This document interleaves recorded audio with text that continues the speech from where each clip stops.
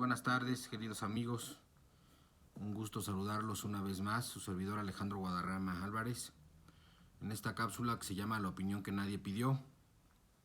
Sean ustedes bienvenidos a la cápsula primera de este año 2021. Aprovecho la oportunidad para enviarles a todos y cada uno de quienes me han visto, de quienes me ven y de quienes me envían sugerencias, temas y saludos vía Messenger, WhatsApp, Facebook o YouTube, Twitter, a todos y cada uno de ustedes en persona, que tengo el gusto de saludarlos y que me hacen comentarios respecto a esta cápsula.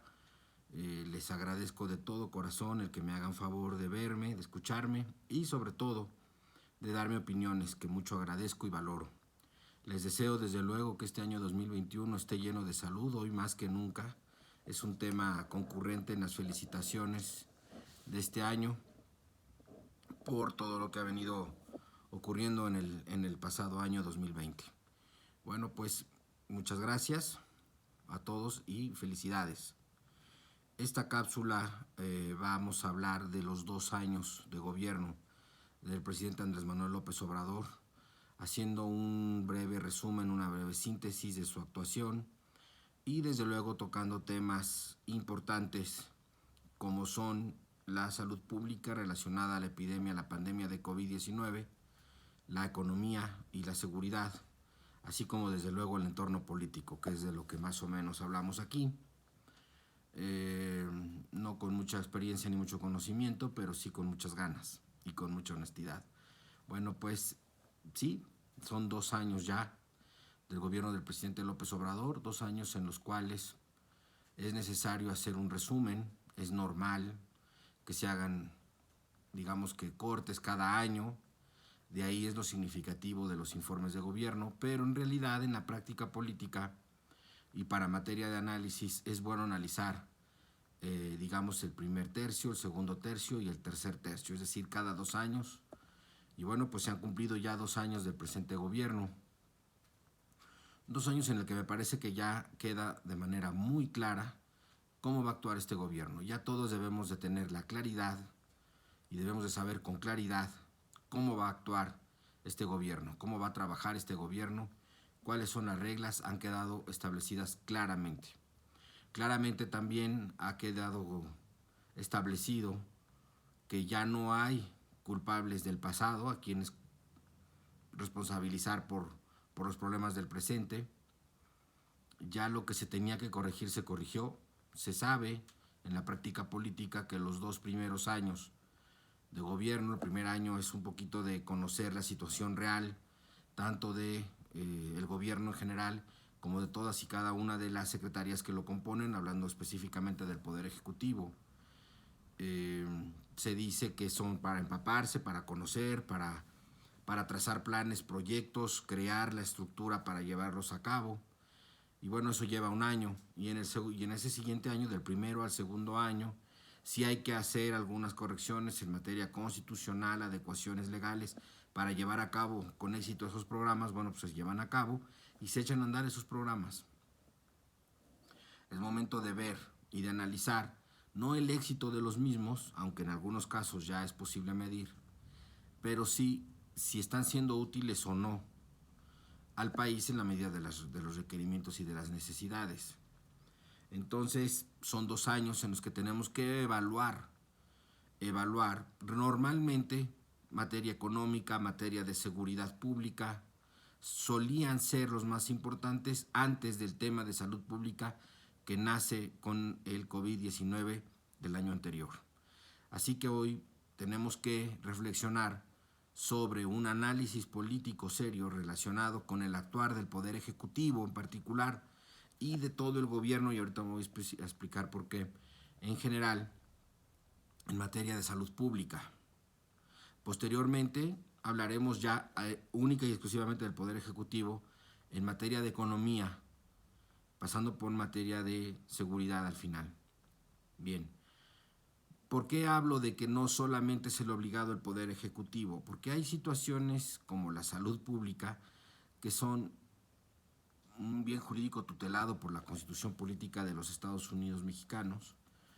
Uno de los elementos que nos dan identidad como nación, que forman parte de los elementos indispensables para tener una nación. En ciencia política se conoce que los elementos que nos dan una nación son desde luego el territorio, muy de la mano de la cuestión de la soberanía, ¿no? Para que haya país tiene que haber territorio, tiene que haber un lugar donde establecer ese país, tiene que haber población, y eso es uno de los asuntos que van ligados a este análisis en materia de salud pública. Tiene que haber población, bueno, tiene que haber gobierno. Ese lo hay. Ahí tenemos un gobierno. Si está actuando bien o no, es lo que nos toca a nosotros reflexionar. Pero bueno, a la luz de esto, tenemos que reflexionar en materia de población, por ejemplo. Es donde entra la salud pública y es lo que tenemos que reflexionar. Lo que les quiero transmitir con esto es que la salud pública es una obligación del gobierno federal, del gobierno estatal y del gobierno municipal. Pero quien crea las estrategias, quien es la autoridad responsable de planificar, de planear, de establecer responsabilidades relacionadas a una pandemia de salud pública o que ponga en riesgo la salud pública, inquebrantablemente son todas las instituciones de gobierno. La Suprema Corte de Justicia no es la excepción, el Poder Legislativo no es la excepción, sea Cámara de Diputados o de Senadores, y en particular quien crea esas políticas es el Poder Ejecutivo, es decir, el Presidente de la República. ¿Por qué hablo del tema? Porque en una primera parte de esta pandemia se vio errático el gobierno federal. Sí hubo y sí hay graves errores en materia de salud pública o de prevención de la salud pública. Me parece que el resultado es quien me lo dice. Si bien es cierto, yo no soy un experto epidemiólogo, sí tenemos que comparar con otros países porque no hay comparación o no es una comparación válida el que nosotros comparemos lo sucedido hoy con lo que pasó en la pandemia de H1N1 o peor aún en la fiebre española de principios del siglo pasado. ¿Por qué? Porque lógicamente la evolución y el desarrollo que en materia de salud pública y en materia de salud en general ha experimentado el ser humano, pues nos permite decir que hoy estamos mucho mejor que lo que estábamos hace 10, 11 años con la pandemia de H1N1 y no se diga hace 100 años con la fiebre española. Tenemos que dejar claro que el resultado así no los dice, porque hoy hay una vacuna. A 10 meses del inicio de esa pandemia, a un año del inicio de esta pandemia, hay una vacuna. Es un tiempo récord. Eso solamente nos los podemos explicar con los adelantos que en materia de ciencia ha tenido el mundo y que de los cuales se ve beneficiado México, desde luego. Bien. Entonces aquí el punto es que ¿quién es la autoridad responsable? Que es lo que quiero establecer aquí. ¿Quién es la autoridad responsable? ¿Quién es la autoridad que debe de guiar la estrategia en materia de salud pública con la finalidad de cumplir con la obligación de resguardar a la población? De acuerdo con lo que se manifiesta, como lo dije anteriormente en la Constitución, es una obligación del Estado, de la nación y del gobierno, de todas las tres poderes que forman el Estado. Los tres poderes tienen esa obligación. Nada más que la obligación de coordinar los esfuerzos recae en el Ejecutivo, en el Presidente de la República. Si el Presidente de la República requiriera de instrumentos legales que le permitieran facilitar o hacer esa labor con mayor eficiencia, es el Poder Legislativo, perdonen ustedes, quien se los tiene que proveer. Y si fuera necesario la intervención del Poder Judicial para obligar a alguno de estos poderes a hacerlo, lo tendría que hacer. Desafortunadamente se ha entendido, hasta cierto punto al inicio de esta pandemia, que es trabajo únicamente del Poder Ejecutivo, del presidente, y no es así. Sí es el que se encarga de coordinar, pero del resultado son responsables los tres poderes. Porque alguno de los poderes, al detectar que el Poder Ejecutivo tal vez no está haciendo lo deseable o lo adecuado, o que el resultado no es lo que se espera, pues tienen la obligación legal de intervenir, y ya sea hacer llamar el Poder legislativo al ejecutivo, llamarlo para que informe qué se está haciendo, por qué y cómo, y si esto puede variar o no. Y también el Poder Judicial tiene intervención porque puede dictar una sentencia en materia de derechos humanos, que es su competencia, y solicitarle a cualquiera de los dos poderes hagan lo que tengan que hacer para resolver este problema. Pero bueno, se ha enfocado equivocadamente, que es la intención de hablar de esto, que sea únicamente el Poder Ejecutivo quien tiene la facultad de resolver todo el problema, y no es así. Sí tiene la facultad de coordinar los esfuerzos, pero del resultado son responsables los tres. Ahora bien, le ha apostado el gobierno federal al autocuidado de las personas. Como ya lo dijimos en cápsulas anteriores, le apostó al autocuidado, y en la anterior dijimos no está funcionando. El resultado nos dice que la estrategia no funciona. Somos uno de los países con mayor índice de mortalidad en el mundo. Casi el 10% de nuestra población, el 10% ya, de nuestra población ha muerto de COVID. El 10%. Cuando en otros países los estándares son de entre el 1.5 y el 2.5%. Es decir, estamos entre un 8.5 y un 7.5 de porcentaje mayor de mortandad comparado con el resto de los países promedio del mundo. El resultado nos dice que esto no está funcionando, y lo que es peor, se va a empeorar. Se va a empeorar porque en efecto creo que el gobierno federal se ha equivocado básicamente en dos cosas: en los mensajes que ha enviado a la población en materia de autocuidado. Creo que al inicio la estrategia o la idea no fue mala. Tratar de responsabilizar a las personas del cuidado de su salud era una buena idea. Sin embargo, el resultado nos dice que esto no funcionó. Y yo creo que desde mayo, junio debieron de haberse dado cuenta que el resultado no estaba dándose y que era necesario hacer algo más. Y eso algo más sí es una facultad del Poder Ejecutivo, que es limitar el tránsito de las personas. Pudo haber hecho a través de un decreto de ley, pudo haberlo hecho a través de muchos otros organismos y facultades que tiene el Poder Ejecutivo para disfrutar toques de queda, en fin. No tiene sentido hablar de eso, pero sí tiene sentido decir que sí, porque tiene la obligación legal, que es con lo que empecé esta cápsula, este comentario, tiene la obligación legal de cuidar a la población de nuestro país. Y el autocuidado no lo ha logrado. El índice de mortandad es muy alto y debió y puede hacer algo más. No lo hace, ¿por qué? Porque son medidas poco populares, son medidas políticamente dolorosas que cuestan en lo político, y como he dicho en repetidas ocasiones, a este gobierno y a este presidente todo lo politiza, todo es político, todo es electoral, y más en las vísperas que en este año vamos a tener elecciones de cambio de la Cámara de Senadores y de Diputados. Tenemos elecciones en el Congreso, y eso lo ha obligado a voltear a otro lado, a negar, es decir, una vieja práctica priista de los 70s, que es donde, insisto, estamos colocados, que es no importa lo que pase, lo que importa es lo que se sepa. Con eso sintetizamos el actuar del gobierno. El gobierno creó una estrategia a principios del año anterior ante la inminente llegada del COVID de diciembre del 2018, enero y febrero, en la cual crearon toda una serie de mecanismos tendientes a ocultar y manejar los datos reales. Es decir, no buscaron la manera de prever el contagio, sino de disfrazarlo. Prueba de lo anterior es el no hacer pruebas. Estaba viendo un estudio realizado por Bloomberg, en el cual dice que México es el país que menos pruebas realiza en el mundo, y lo hacen con la finalidad de no acrecentar los números de contagios. Entonces, si tú pones la mira o la lupa en los datos y dices quiénes son los países que más contagios presenta, México no aparece ahí.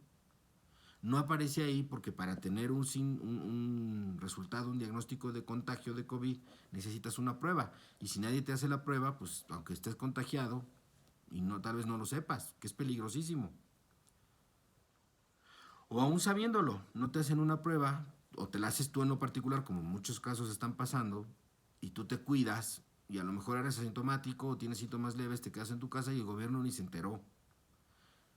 En el número de pruebas en los números oficiales pasará a la historia como que los contagios fueron bajísimos y entonces nos van a tratar de vender la idea de que el manejo de esta pandemia fue acertado porque casi no hay contagios.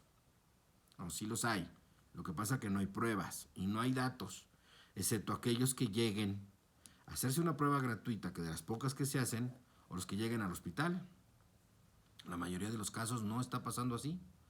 Ya todos tenemos personas cada día más cercanas a nosotros que están contagiados. Y en muchos casos sabemos que las pruebas las pagas tú, o tu familia, o el enfermo. Y el cuidado en su casa lo hace él con su familia, o solo. Y eso le permite salir adelante sin que el gobierno y sin que las instituciones de salud se enteren. Así que todo hay un universo de datos y de personas contagiadas, inclusive hasta tratadas de COVID, que el gobierno ignora.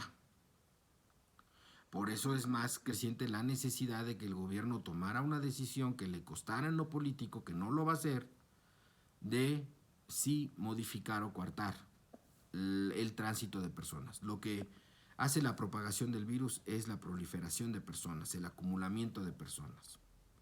La economía en México no permite un cierre absoluto, pero faltaron mecanismos. Bueno, ¿a qué va todo esto? Viene la noticia de una vacuna y el gobierno encuentra la posibilidad, que lo va a hacer sin duda alguna, de vendernos la idea de que gracias a ese gobierno existe una vacuna, lo cual no es cierto, y que gracias a ese gobierno nos van a dotar o le van a dotar a algunas personas ya de una vacuna. Bueno, eso no es ningún favor, porque como dije al principio de esta cápsula, y esa era la intención de hablar de ese tema, el gobierno, los tres poderes inclusive tienen la obligación de resguardar a la población de México y a los mexicanos. Es una obligación legal, no existe favor alguno, no es una dádiva, no es una cosa que haga él que los demás no hubieran hecho o no estuvieran obligados a hacer. Tan es así que en los tiempos de Felipe Calderón y de la pandemia de H1N1, pues jamás se trató siquiera de capitalizar como un logro político la existencia y la imposición de una vacuna contra el H1N1. ¿Por qué? Porque es una obligación legal del Poder Ejecutivo y de todos sus poderes, como ya dijimos anteriormente. Es algo que tienen que hacer, quieran o no. Están obligados a. No lo pueden capitalizar como un asunto político o electoral. Pero este gobierno, que está ávido de logros reales, decide, equivocadamente creo yo, vendernos la idea, y así lo vamos a ver en las próximas semanas, que gracias al gobierno y gracias al presidente o gracias a Morena, de una manera o de otra, bueno, tenemos vacuna. No, es una obligación legal. Eso lo tendría que haber hecho Andrés Manuel, o lo hubiera tenido que hacer en su momento Peña Nieto o Felipe, o quien fuera. El presidente que hubiera sido tiene la obligación legal de hacerlo. Es más, aquí tenemos un problema un poco más complicado que vamos a tratar. Pero bueno, antes de proceder con ese tema, quiero terminar este comentario diciéndoles qué entonces pasa en materia política. ¿Qué pasa cuando el gobierno federal quiere capitalizar como un logro político el dotar a la población de una vacuna? Bueno, a esa población le digo, señores, no se engañen ni se dejen engañar. Es una obligación legal. Si el presidente lo negara, tendría que ser el Poder Ejecutivo a través de una ley o el Poder Judicial a través de una sentencia quien lo obligue. Es decir, es algo que tiene que hacer, sea quien sea el presidente. Es obligación. Bien. ¿Cuáles son ahora, desde el punto de vista político, las aristas que ha tenido esta vacuna? Hay un grupo de gobernadores, dos grupos de gobernadores, uno, la CONAGO, que antes eran todos los gobernadores unidos, ahora se dividieron y en la CONAGO se quedaron gobernadores del PRI y se creó una alianza de gobernadores que son los gobernadores del PAN. Bueno, en esa tesitura, ambos agrupamientos y muchos gobernadores están molestos con el presidente en el momento de decirle, oye, nosotros queremos participar como gobierno de dotarle a nuestros ciudadanos de esa vacuna. Es decir, Si lo vas a politizar y lo vas a manejar electoralmente, pues yo también quiero manejarlo electoralmente para que la gente lo agradezca. Y el presidente entonces les dice, esta es una facultad, lo cual es cierto, exclusiva del Poder Ejecutivo Federal. Pero los gobernadores le reprochan y le dicen algo que también es cierto. Si ahora la solución al problema es únicamente tuya y tú lo vas a politizar, ¿por qué el problema si no lo compartiste? Les recuerdo, al principio de la pandemia el gobierno federal, de acuerdo a sus obligaciones, empieza a coordinar los esfuerzos. Sin embargo, hay un grupo de gobernadores, y no pocos, que dicen este gobierno está haciendo mal. No se están tomando las medidas suficientes ni necesarias para controlar la pandemia y no lo estás haciendo bien. Yo necesito hacer pruebas. Yo necesito verificar cuántos ciudadanos están verdaderamente contaminados o contagiados en mi estado. Y si tú no lo estás haciendo, lo voy a hacer yo. Nuevo León y Jalisco empiezan a comprar, inclusive el estado de Hidalgo, todos los estados empiezan a comprar sus propias pruebas y empiezan a buscar en la población la manera de hacer pruebas para saber realmente qué personas están contagiadas y cuánto, y algún programa alternativo de qué hacer con esas personas. El gobierno federal, inclusive, al principio había puesto su famoso semáforo de rojo, amarillo, naranja, naranja, amarillo y verde, que ya después fue tomándose unas tonalidades ahí multicolores, en los cuales el gobierno federal decía cuáles eran las medidas a tomar en cada estado de acuerdo al color del semáforo. Y sin embargo todo eso quedó en el pasado cuando renuncia tácitamente el gobierno federal a esa facultad, esa obligación legal de dotar a la población de salud y le da a los gobernadores la facultad de decidir en qué color del semáforo va a estar su estado. Entonces ahí el gobierno hace una renuncia expresa y tácita de una facultad y de una obligación que es el cuidado de la salud pública y lo delega al gobierno del estado, del que se trate. Entonces el gobierno del estado va a determinar, en base a sus mediciones, qué semáforo quieren adquirir. Y entonces cada gobernador entiende que esta responsabilidad ahora es de ellos y así la ejercen. Ahora que hay una solución, los gobernadores quieren también que les deleguen esa misma solución. En la misma proporción en la que me delegaste el problema, delégame la solución y yo voy a poner las vacunas. Y tú las vas a comprar y yo las voy a poner. En fin, compárteme del pastel del logro supuesto que es la vacuna. Y el gobierno federal lo niega porque ve ahí un capital político importante, porque dice esta facultad es mía, ahora sí es mía nada más, y se los niega. Y eso ha causado en los gobernadores la molestia porque, insisto, le dicen, bueno, si en su momento me delegaste el problema y me diste a mí la facultad de decretar en qué semáforo está mi estado o mis municipios, bueno, pues ahora también dame la facultad y delégame también la facultad de poner las vacunas. Y como el gobierno federal se niega a compartir ese pastel político y electoral, los gobernadores están molestos y eso es lo que ha ocasionado una gran molestia con el presidente de la República otra vez. ¿Qué es lo que está pasando? Que los gobernadores están molestos, que los gobernadores van a hacer algo en materia presupuestal, están buscando la manera de que se les comparta ese botín electoral de las vacunas y de no ser así, pues algo va a pasar. Tenemos que estar muy pendientes de ese asunto. Otro asunto será cómo van a promover y cómo van a financiar o pagar las vacunas. Se sabe, y ahora las cartas están muy claras a 2 años de gobierno, a la luz de estos 2 años de gobierno, que la materia económica está ya muy clarita, Ya no hay para dónde hacerse, ya todos los empresarios, las cámaras, los inversionistas extranjeros tienen claro el escenario en México. Y es muy claro en materia económica. El dinero se va a disponer, el presupuesto se va a disponer para el pago de deuda pública y servicio, o sea, intereses, que es la gran cantidad de dinero, sin más del 50% del presupuesto, del Producto Interno Bruto se va, del presupuesto anual se va en el pago de eso. Pago de salarios, compensaciones, liquidaciones, etcétera, del gobierno federal.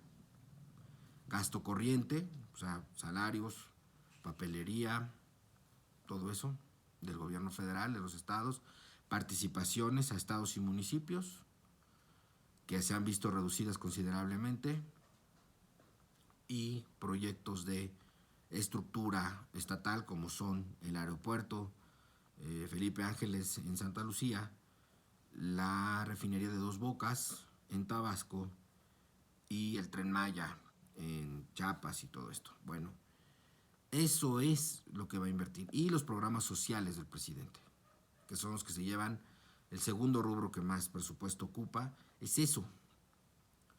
¿Qué es lo que preocupa? Y como lo dije en cápsulas anteriores, que el presupuesto no es tan amplio, el presupuesto no es tan grande y no hay tanto dinero. El presidente habló de más, una vez más, diciendo que no iba a adquirir deuda pública, cuando sí lo ha hecho a través de Pemex. A lo mejor no directamente el gobierno federal, pero sí a través de Pemex, y sí la va a adquirir. De eso no les quepa la menor duda. ¿Por qué? Porque en el presidente no existe la capacidad, y hay mucha de soberbia, de darse cuenta que el planteamiento económico que puso no está funcionando. Como lo dijimos en cláusulas anteriores, en la economía le está apostando a darles a los pobres cantidades de dinero de manera directa para que lo gasten. Como dijimos ya anteriormente, los pobres no gastan en algunos rubros en los que la clase media sí lo hace, y que normalmente es esa clase media la que detona materia de empleo. Ejemplo que ya lo dijimos en cápsulas anteriores, échense un clavado. ¿En qué gasta un pobre y en qué gasta una clase media y en qué gasta un rico? Ustedes reflexionen sobre lo anterior. Es difícil ver a un pobre gastar en restaurantes, cafeterías, pago de vehículos, pago de casa, pagos de cines. No es tan frecuente hacerlo. La cantidad de dinero que el presidente le aporta a esa población de bajos recursos no es la suficiente como para detonar e invertir que el pobre empiece a gastar en eso. El pobre normalmente tiene pensamientos de carestía, por lo que cuando tienen dinero dotan o pagan lo indispensable para ellos, que puede ser alimentación de ellos, de sus animales, de su transporte, de su trabajo. En materia de salud normalmente no invierten mucho, salvo que necesiten de algún asunto de salud, y normalmente se trasladan a hospitales públicos o hacen uso de médicos o de medicamentos que tengan bajo costo. Está bien, están acostumbrados a... Con lo que les dota el gobierno no les sobra dinero, no les sobra dinero, que ese es el factor. Si les sobrara, lo van a ocupar normalmente, pues, en darse algún gustito, comprándose algunas cervecitas. Es difícil, a lo que voy, es difícil verlos en los cines, no es frecuente verlos en los centros comerciales, comprando ropa, ¿no? Entonces no se detona esa riqueza hacia arriba. En primer lugar, porque no es suficiente. Los dota a ellos de lo más indispensable, y si les queda algo de dinero no lo van a ocupar en ese tipo de gastos, sino en otra cosa. O lo van a guardar, porque siempre parten de una idea de que a lo mejor después ya no va a haber. Y además no es tanto, eso es cierto, pero no lo detonan hacia arriba. Cuando la economía crece de arriba hacia abajo, sí se va detonando, ¿no? Porque le va tocando a clase mediero, que es quienes somos nosotros, quienes de alguna manera o de otra sí gastamos un poquito más en comprar una casa o sacar un crédito para una casa, en comprar vehículos, sacar crédito para vehículo, en comprar muebles o crédito para muebles, en pagar servicios que los pobres muchas veces no hacen, en gastar para un café, algún restaurante, algunas vacaciones, ir al cine, ver películas en casa, sacar una nueva pantalla. Normalmente es esa clase media la que dispersa más el flujo del dinero que el pobre no realiza. Entonces, a 2 años de gobierno, el presidente ya debió de haberse dado cuenta que el apoyar a las clases más bajas no necesariamente les aporta a ellos un mejor nivel de vida, porque ellos no gastan en cosas que antes no gastaban. Y además no promueve el que ese dinero se vaya fluyendo, vaya circulando, que es lo que normalmente detona la riqueza. Entonces esto el presidente se lo debieron de haber dicho o lo debe saber ya, y sin embargo, por soberbia, no va a cambiar el planteamiento y entonces vamos a seguirle dando a los pobres recursos económicos para que tengan esa subsistencia, que sí se las garantiza hasta cierto punto, que está bien, que el programa es bueno, como ya dije en cápsulas anteriores, pero que desafortunadamente, en términos generales, puede, lejos de ayudar, perjudicar más a nivel global, a nivel nacional, la economía. Porque, insisto, no detona la distribución de la riqueza, al contrario. Bueno, en este planteamiento económico, pues ya sabemos, el presidente no se va a modificar, no va a mover absolutamente nada y ya está claro. Estos son lo que se va a ocupar el presupuesto.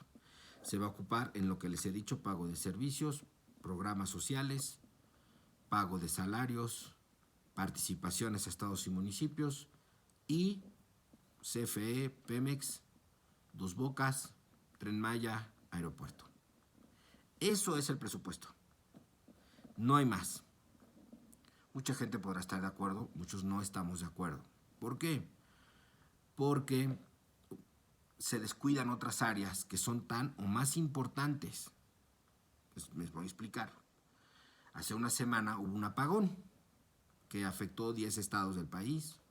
La CFE da algunas explicaciones ahí. Y bueno, puede ser. Yo no soy especialista, pero no debe de ser fácil el dotar a todo un país del tamaño de México y con las distancias de nuestro país de energía eléctrica. Lo que sí les puedo decir aquí es que, como ya hemos dicho en cápsulas anteriores, la energía es tal vez un asunto tan importante o más importante como lo puede ser la economía, porque depende de la energía. La salud depende de la energía. La educación depende de la energía. Todo depende de la energía.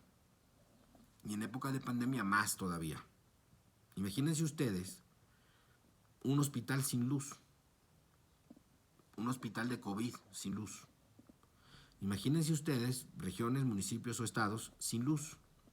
Los niños cómo van a tomar clases, si hoy lo hacen prácticamente a través del televisor o a través de la red.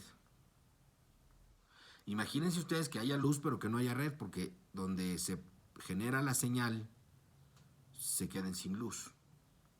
La energía es la gran diferencia en el futuro entre los países ricos y los países pobres, su capacidad de generar energía. Debemos de entender nosotros que debe de ser un gasto enorme el mantener un país como el nuestro con energía eléctrica. No solo la generación, sino la distribución, el mantenimiento de las hidroeléctricas, las presas, los postes, los cables. Toda esa estructura que se ha creado a lo largo de más de 100 años, que la verdad es impresionante porque somos un país enorme y además con unos desniveles en las alturas y con poblaciones chiquitas repartidas por todos lados. Así que la inversión ha sido grandiosa y mantener esa estructura debe ser muy caro. Este apagón pudo haber sido un accidente, no pasa nada. Pero si empezamos a encontrarnos con fallos eléctricos constantes, repetitivos y permanentes, que van a afectar desde luego la economía, la salud, la educación de todos los lugares donde sean afectados, sí nos tenemos que preocupar. ¿Por qué estoy hablando del tema? Porque en materia presupuestal, la inversión a Pemex y la inversión a CFE no pasa por la inversión de mayor generación de energía. No pasa por ahí. En Petróleos Mexicanos lo que se dota es de mayor petróleo. El mayor petróleo, o lo que se busca es mayor petróleo. Y si no se encuentra, y si no es de la calidad, y si no se refina, si ese petróleo se va a ocupar para dotar a las hidroeléctricas o a las eléctricas de petróleo para funcionar. Esa es la idea del gobierno federal, indudablemente. Pero no necesariamente en todos los yacimientos que exploras encuentras petróleo y no siempre lo puedes sacar. Así que el costo es muy alto. Generar energía es altísimo costo. ¿Le van a apostar al carbón? ¿Le van a apostar a las energías limpias? Evidentemente ya no. Han equivocado la estrategia y han logrado espantar a las empresas que invierten en energías limpias. Las empresas extranjeras que invierten en energías limpias están yéndose con cuidado al no tener, sí, un marco regulatorio claro que ya existía, pero que en cualquier momento se los pueden cambiar. Y entonces tú, como negocios, que cuando hablamos de negocios hablamos de dinero, pues tú tienes que medir cuánto es lo que vas a invertir y cuánto es lo que vas a ganar. Si existiera algún factor que moviera esto, te da desconfianza, y esa desconfianza lo que inspira es que no necesariamente te aventures a abrir el negocio de esa manera. Entonces la energía es un factor que, si empieza a fallar, nos va a costar todavía muy caro. Y si esos fallos son por falta de presupuesto, nos va a costar todavía más caro. Como dije en la cápsula anterior, los programas sociales del presidente son muy buenos. Es una gran idea, pero el presupuesto de nuestro país no va a alcanzar para cubrir satisfactoriamente las necesidades operativas del gobierno mismo, que es muy peligroso porque el gobierno genera recursos, autogenera recursos, y peor aún cuando el gobierno es propietario y administrador de la energía. ¿Qué es el factor? La energía, sea petrolera, sea de carbón, sea de madera, sea de hidroeléctricas, sea de eso, necesita dinero para funcionar y para crear cada vez mayor cantidad de energía. Si no lo hace o lo dejan de hacer porque el dinero que se pudiera ocupar para hacer esas inversiones en materia energética se trasladaran a materia social, el ayudarle a los pobres nos va a costar muy caro. Y si esos fallos en materia eléctrica empiezan a repetirse, se empiezan a convertir en una situación permanente y continua, va a inhibir la inversión y va a afectar a los negocios, desde luego, a la educación y a todo. Ejemplo, ¿cuántas operaciones consideran ustedes que se hagan a través de tarjeta de crédito? En este apagón de hace una semana, en 10 estados, ¿cuántos pagos en tarjeta de crédito o cuántos cajeros automáticos dejaron de funcionar? ¿O cuántos bancos dejaron de funcionar adecuadamente? Y eso genera pérdidas económicas. Si se empieza a repetir, cuidado. Es un ejemplo claro cuando les digo que las intenciones del presidente no son malas, pero él, a 2 años de gobierno, debió de haberse percatado ya que no necesariamente es lo mejor, que el presupuesto no le alcanza para ello y que dotando esos programas sociales de recursos puede dejar de dotar aspectos importantísimos, trascendentales, estratégicos del desarrollo del país, como lo es la energía y hoy la salud pública. ¿Se tiene el dinero para las vacunas? ¿Sí o no? Eso no es trascendente, ¿eh? Lo va a lograr, lo va a sacar. Esperemos recortes, más recortes todavía presupuestales. Esperemos todavía más recorte de personal en el gobierno federal. Esperemos mayores recortes a otros sectores y esperemos desde luego deuda pública. Que el presidente debería de decir la verdad y decir no me alcanza el recurso y necesitamos comprar vacunas. Para eso vamos a pedir un crédito. Abanderado, como siempre, de decir que no iba a adquirir deuda pública cuando ya la ha adquirido a través de Pemex. Cuando ha renegociado deuda anterior que causa mayor interés.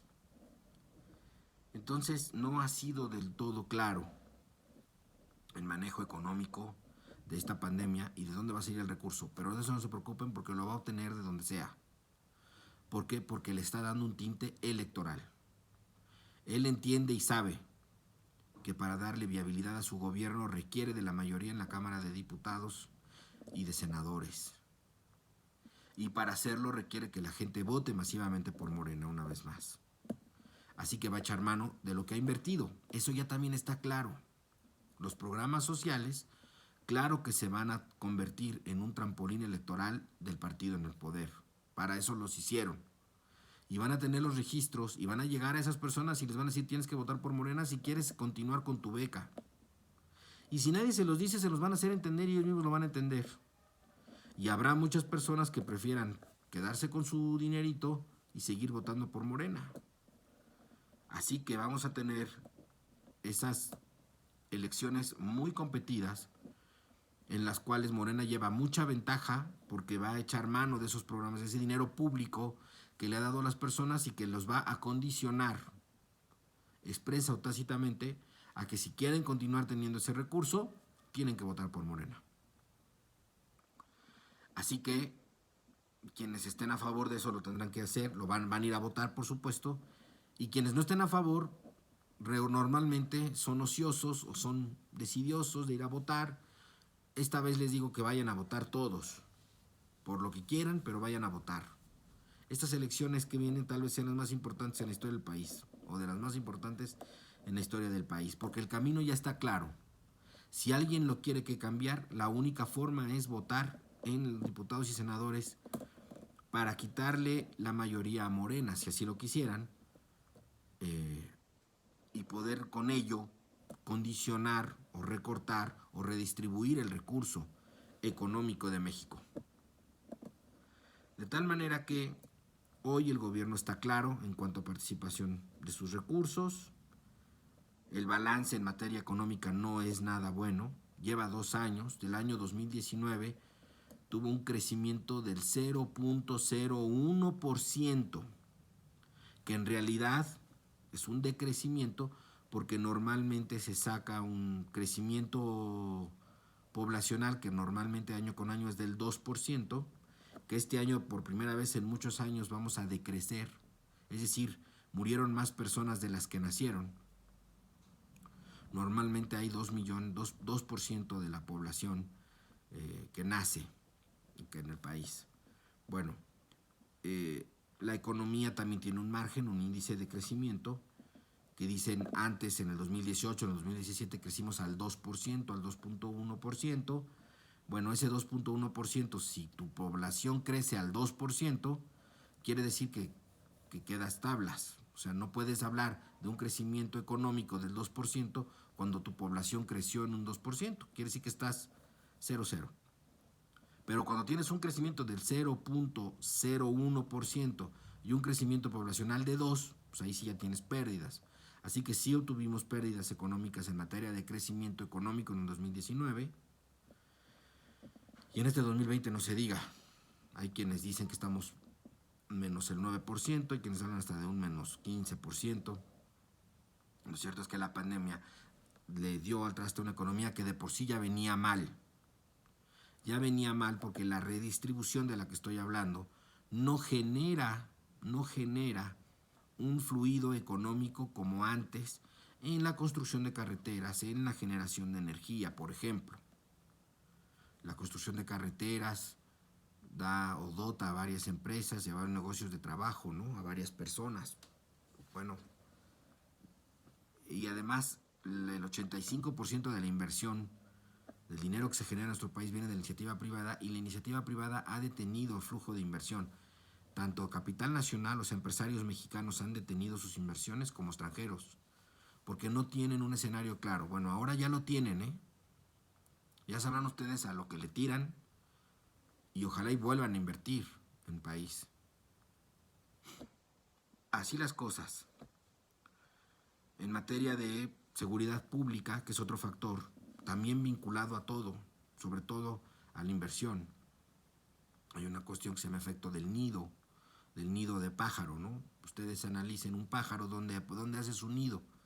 Y los pajaritos, ustedes vean los nidos y revisen a su alrededor y se van a dar cuenta que son lugares donde no hay mucho aire, donde no da mucho el sol, donde no da la lluvia. O sea, ponen su nido en un lugar estratégico lo más seguro posible para el criterio del pajarito. Bueno, y ahí van a tener a sus crías, ¿no? En un lugar lo más seguro posible. En los negocios funciona algo muy parecido. En los negocios los inversionistas van a poner su capital, llámese nido, en un lugar seguro, lo más seguro posible, el que les dé menos riesgos y que tenga las reglas más claras. Y el que le dote de menor riesgo posible, ¿no? Bueno, así las cosas. México ha dejado de ser un lugar atractivo para la inversión, porque cuando hablamos de inversión, cuando hablamos de negocios, hablamos de dinero, y un empresario lo que busca es ganar más cantidad de dinero invirtiendo lo menos posible en lo mismo, que invertir en otro país a ver cuál le da a ganar más. La política en materia, por ejemplo, laboral del presidente, pues es muy plausible desde el punto de vista social, desde el punto de vista legal. Es muy bueno que de repente le suba el 15% al salario mínimo. Lo que pierde de vista el presidente es que eso no va a provocar que el inversionista invierta, porque le cuesta más hacer un producto o vender un producto, le cuesta más.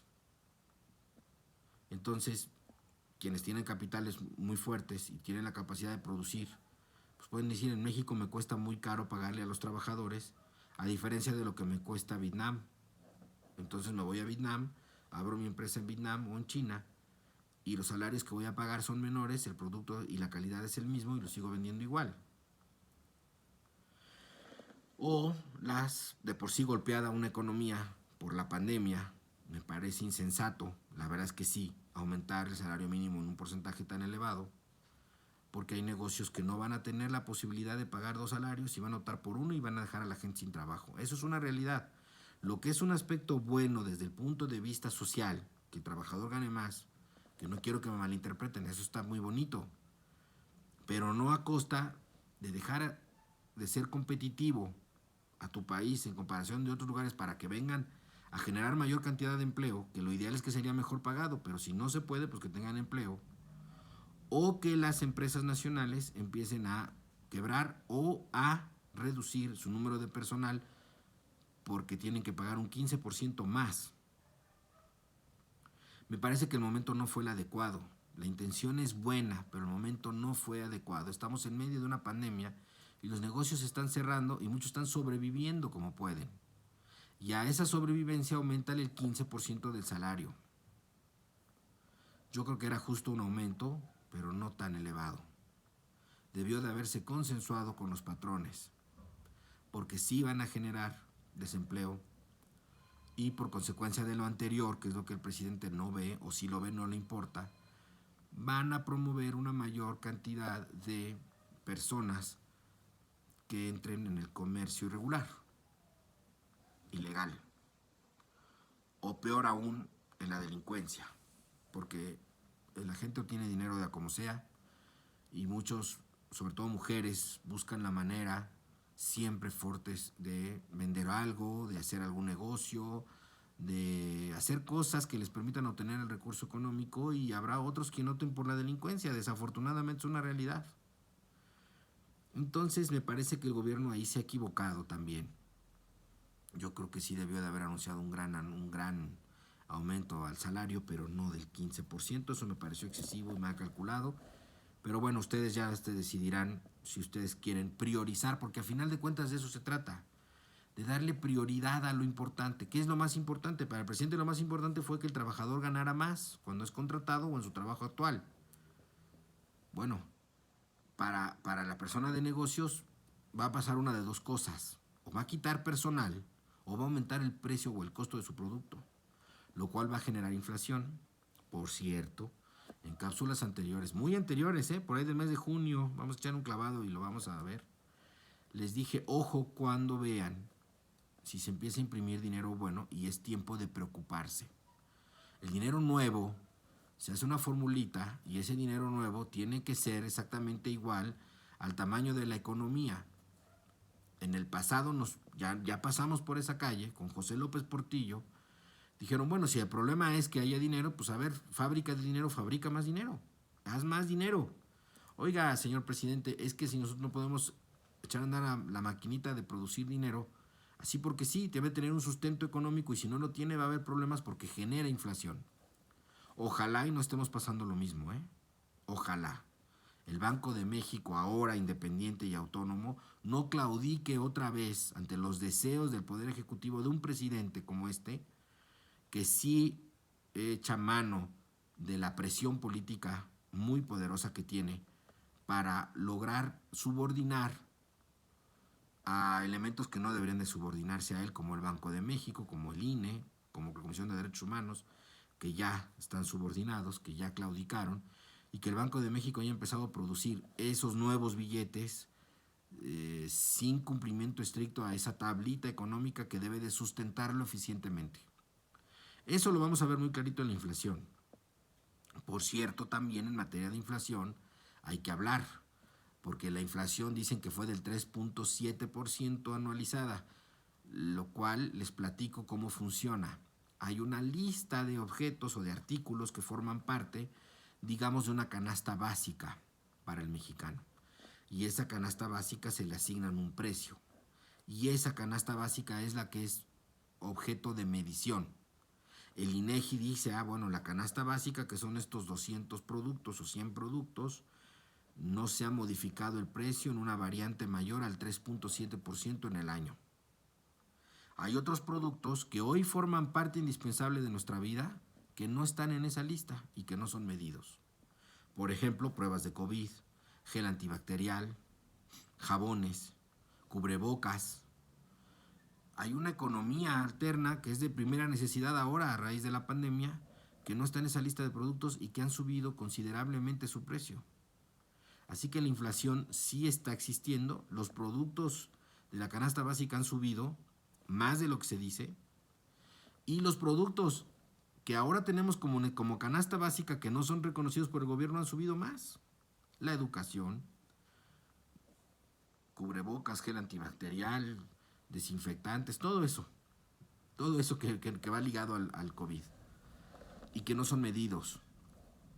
En síntesis, este gobierno insiste en la vieja fórmula de que no importa lo que pase, sino lo que se sepa. Y por eso los invito a todos ustedes a informarnos más y mejor, a estar atentos a las cuestiones políticas, a las cuestiones de economía, porque sí nos afectan y nos van a afectar mucho. Este año 2021 espero y deseo estar equivocado, pero va a ser muy complicado en materia económica. Como les dije ya en cápsulas anteriores, si ustedes pueden liquidar sus tarjetas de crédito, liquídenlas. Si ustedes pueden hacer que sus créditos tengan una tasa fija, háganlo. No se la jueguen y si pueden liquidar, liquiden. Restrinjan su gasto y ahorren. No gasten más, ahorren. La situación no es muy clara en materia, mejor dicho, la situación es muy clara en materia económica, tanto del gobierno como de nosotros. La pandemia ha pegado fuerte y no nos han dicho la verdad. Los efectos son más grandes y más graves de lo que nos han dicho. Es ilógico pensar que una economía se va a recuperar en unos meses de una caída de mínimo el 9%. Es imposible. Esa recuperación tendrá que ser paulatina y tendrá que venir acompañada de una gran cantidad de factores que en este gobierno no se están dando y no se van a dar. Tal vez los empresarios digan, bueno, las reglas del juego van a estar más o menos claras y son quedar bien con el presidente y empezar a invertir en un marco jurídico regulatorio incierto porque van a estar sujetos a la voluntad de una persona y no a la voluntad de una ley. Y eso es grave. En fin, esto es de lo que yo les quería hablar desde el punto de vista de los imperativos de seguridad, economía y salud pública. En materia de seguridad nada ha variado, nada ha cambiado. Está muy claro también que el presidente no va a hacer uso de una fuerza existente en contra del narco ni en contra de las grandes agrupaciones delincuenciales excepto el huachicol, que la herramienta principal de control político va a ser la unidad de inteligencia financiera, que es el brazo político del presidente, y el presidente se va a empezar a